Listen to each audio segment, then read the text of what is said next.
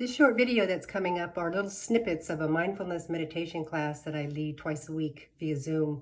And I also have two companion videos that go along with this one. One of them is yoga for holding space, and the other one is a holding space meditation. And I will post those links in the description below. And if this is the first time you've been to my channel, or you've been here and you like what I'm doing, please hit that subscribe button and that little bell that's next to it, and that way you can get an alert every time I post a new video. So let's get to it.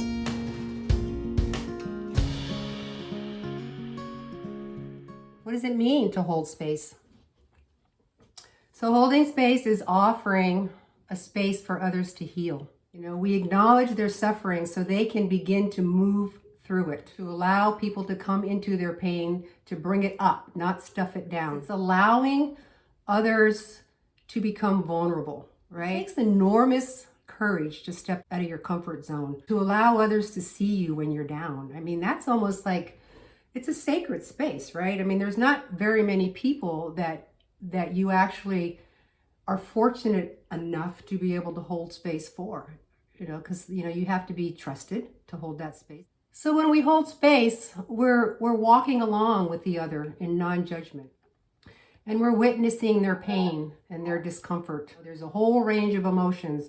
There's confusion, there's anger, there's grief, there's fear. Sometimes you're laughing. When you're holding space for someone, it could be a wild ride. We're allowing for others to have their painful experience and bearing witness.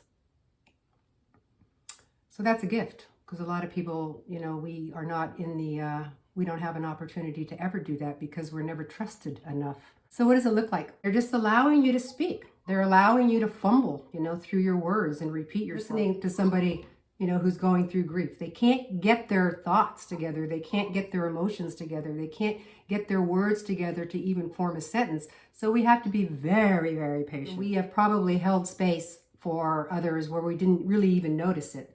And maybe it could be a 5-minute conversation. It could be a 20-minute conversation, and off they are. So that's a time when we've held space that we may not have noticed it. We may not have had that language for it. We may not have put it in those words, but we were basically holding space. So holding space is about how we learn to be with others without judgment. It requires mindfulness. It doesn't require a whole lot of doing.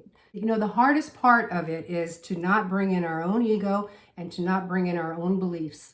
So when we hold space, we make room in our hearts so that others can be in theirs.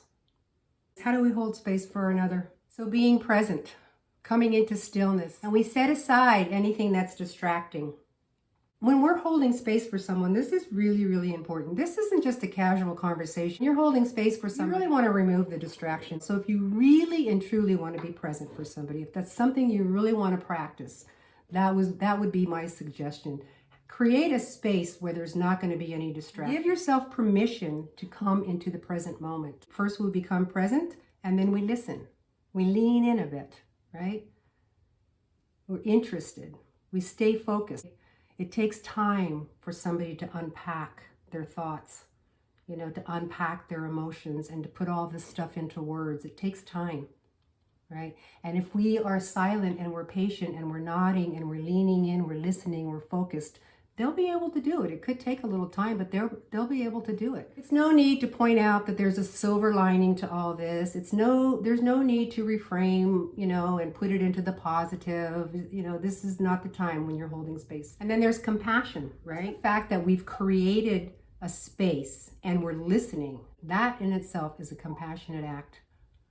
It's just about letting others feel safe, feel heard.